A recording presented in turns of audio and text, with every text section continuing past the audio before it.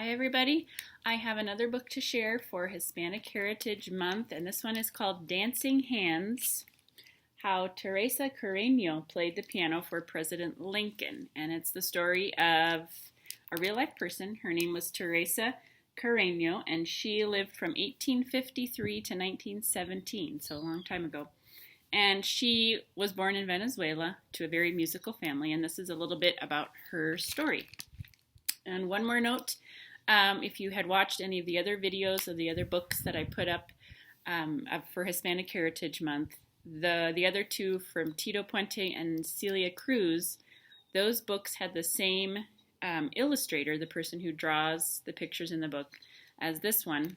Rafael Lopez is the illustrator, and Margarita Engel is the author of this book. So all three of these books that I've shared have the same illustrator.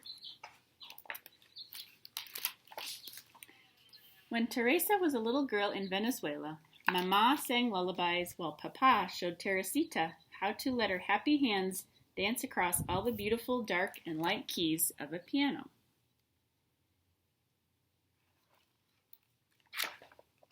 At first, making music seemed magical, but Teresa soon learned that playing a piano could be hard work. Sometimes she had to struggle to make the stubborn music behave as she practiced gentle songs that sounded like colorful birds singing in the dark and light branches of a shade-dappled mango tree, and powerful songs that roared like prowling jaguars beside towering waterfalls in a mysterious green jungle.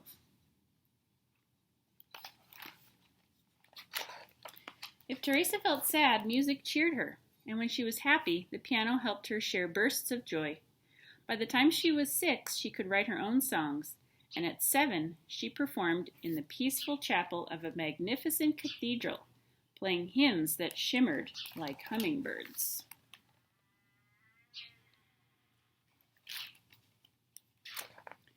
Music was Teresita's delight, but suddenly when she was 8, a war changed everything.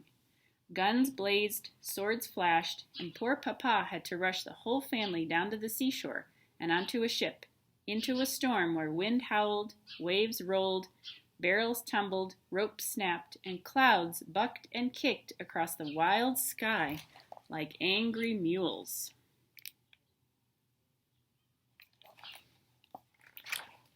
By the time the ship arrived in New York, Teresa felt lost.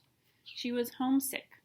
How could she ever play happy songs again in this unfamiliar country where she did not know a single friend? Few people spoke Spanish, and all around her, curious strangers stared and whispered, as if her whole family belonged in a museum of oddities.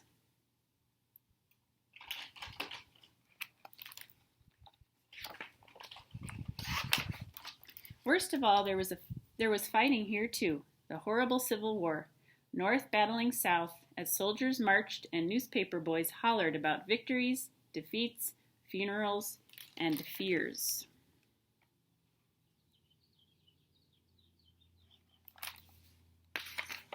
Without a new piano, Teresa would have felt even more lonely, but soon she discovered that wherever one is, some people are friendly, drawn together by songs. Musicians came to her home, playing along while they listened to the dazzling notes of her dancing hands. Determined to improve, Teresa practiced graceful waltzes and sonatas, booming symphonies, and lively folk songs, her strong hands accepting the challenge of life's many dark and light moods.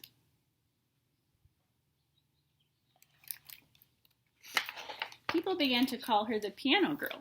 Her picture was in the newspaper and on posters advertising concerts where she performed with great orchestras that invited her to play solos.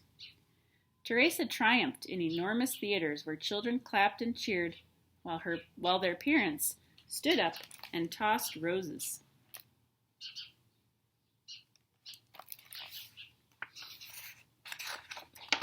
With Papa at her side, she traveled to elegant cities, and by the time she was 10, the piano girl grew so famous that she received amazing invitations, including one so special that she could hardly believe her eyes. President Abraham Lincoln wanted her to play for his whole family at the White House.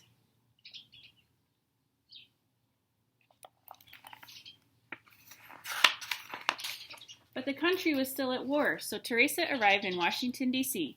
at a time when freed slaves were signing up to be soldiers. The injured moaned, and the nurses groaned from the sheer weariness of caring for so many fevers and wounds.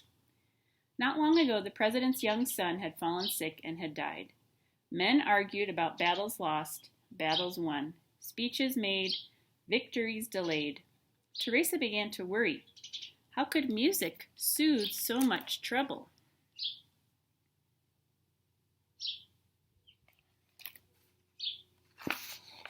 Poor Abraham Lincoln. Teresa hoped she could entertain the president, his grieving wife, and their 2 surviving sons. Her fingers might stumble, the rhythms emerging too slow or too fast.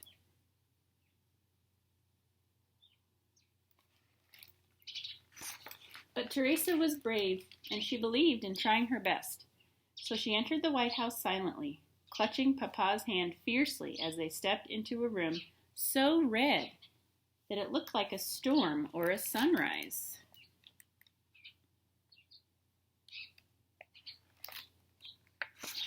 Teresa remembered how it felt to be a homeless refugee and how lonely she had been surrounded by strangers, some of them rude and others kind. The memory of meeting past challenges now helped her fingers dance, celebrating the way life had turned out to be a mixture of all sorts of feelings, happy and sad. But the piano was poorly tuned, making her music sound ugly. What should she do? Refuse to play? She stopped, feeling discouraged, until Mr. Lincoln smiled kindly and asked for his favorite song, "Listen to the Mockingbird."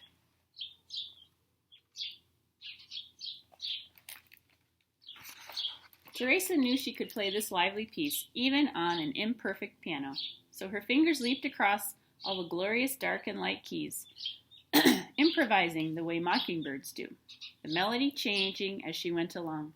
Music swirled, twirled, and soared on wings of sound. The president listened quietly to the notes that rose, swayed, rippled, and dipped like a bird in a blue sky above a green forest. He closed his eyes, nodded his head, stretched his long fingers, and tapped the tips of his shiny shoes.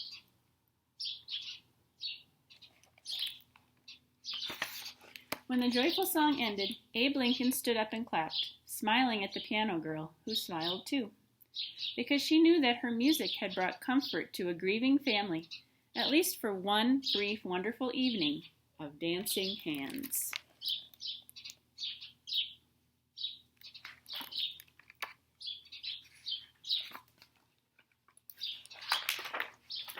From then on, Teresa felt certain she would always be bold enough to share her musical courage anywhere in the world, simply by letting her fingers travel across all the beautiful, dark, and light moments of hope.